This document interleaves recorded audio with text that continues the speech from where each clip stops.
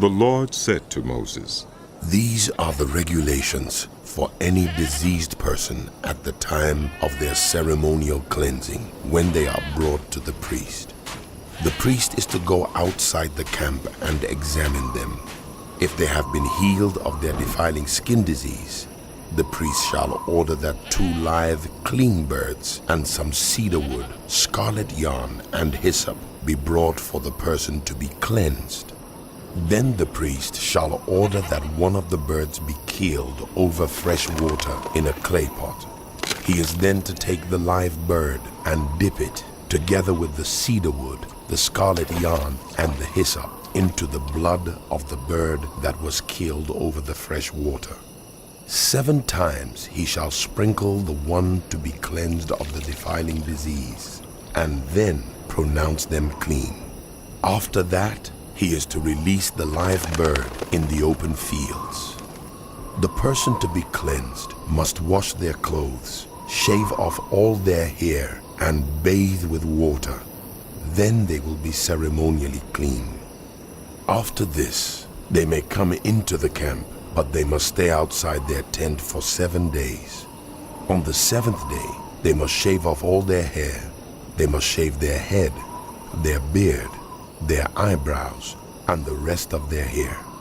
They must wash their clothes and bathe themselves with water, and they will be clean. On the 8th day, they must bring 2 male lambs and 1 ewe lamb a year old, each without defect, along with 3/10 of an ephah of the finest flour mixed with olive oil for a grain offering, and 1 log of oil. The priest who pronounces them clean shall present both the one to be cleansed and their offerings before the Lord at the entrance to the tent of meeting. Then the priest is to take 1 of the male lambs and offer it as a guilt offering, along with the log of oil. He shall wave them before the Lord as a wave offering. He is to slaughter the lamb in the sanctuary area where the sin offering and the burnt offering are slaughtered. Like the sin offering, the guilt offering belongs to the priest. It is most holy.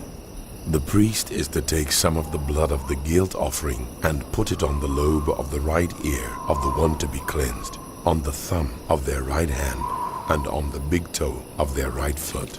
The priest shall then take some of the log of oil, pour it in the palm of his own left hand, dip his right forefinger into the oil in his palm, and with his finger sprinkle some of it before the Lord 7 times.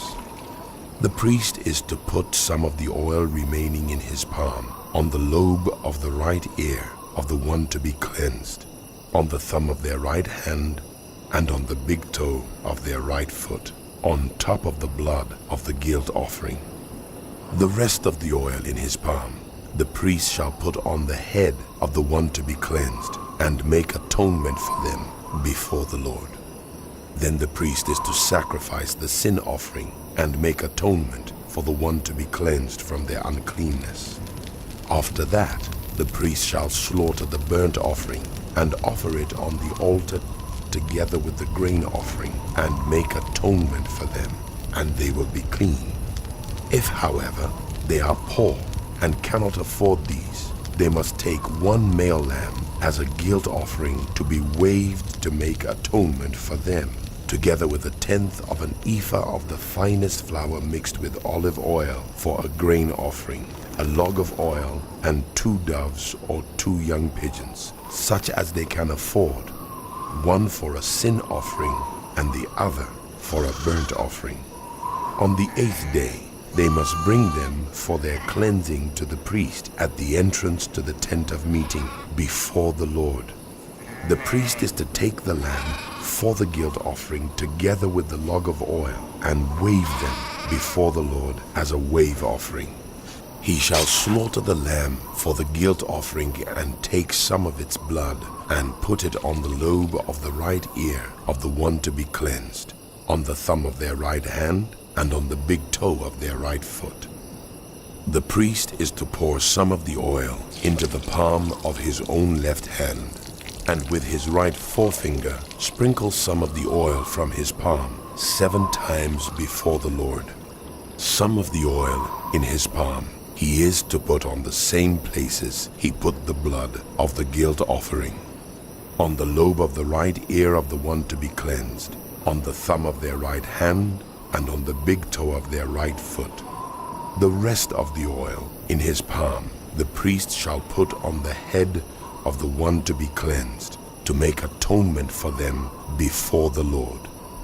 Then he shall sacrifice the doves or the young pigeons, such as the person can afford, one as a sin offering and the other as a burnt offering, together with the grain offering.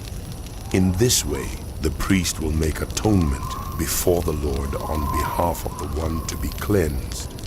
These are the regulations for anyone who has a defiling skin disease and who cannot afford the regular offerings for their cleansing.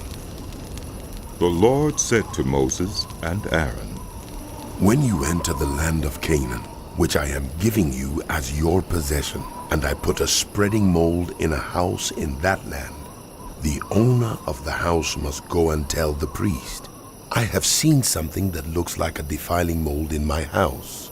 The priest is to order the house to be emptied before he goes in to examine the mold, so that nothing in the house will be pronounced unclean. After this, the priest is to go in and inspect the house. He is to examine the mold on the walls, and if it has greenish or reddish depressions that appear to be deeper than the surface of the wall, the priest shall go out the doorway of the house and close it up for 7 days. On the 7th day, the priest shall return to inspect the house.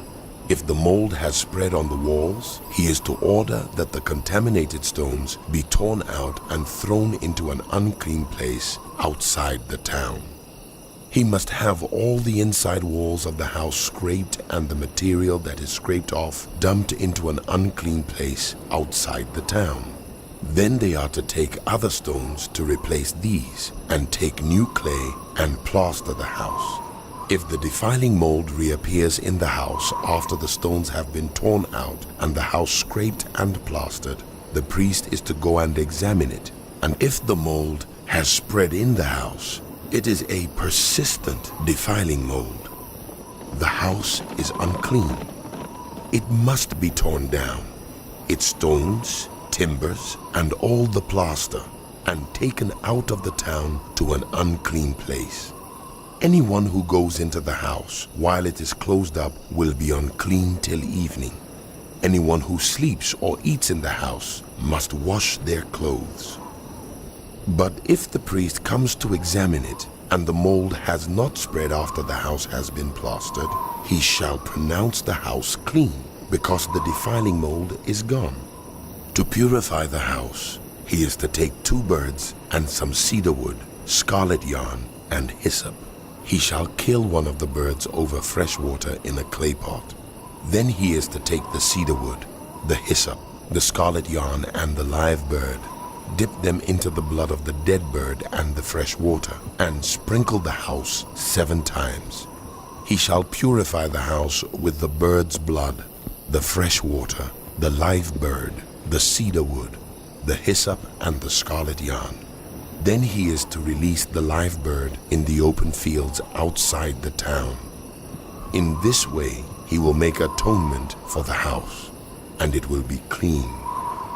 These are the regulations for any defiling skin disease, for a sore, for defiling molds in fabric or in a house, and for a swelling, a rash, or a shiny spot, to determine when something is clean or unclean. These are the regulations for defiling skin diseases and defiling molds.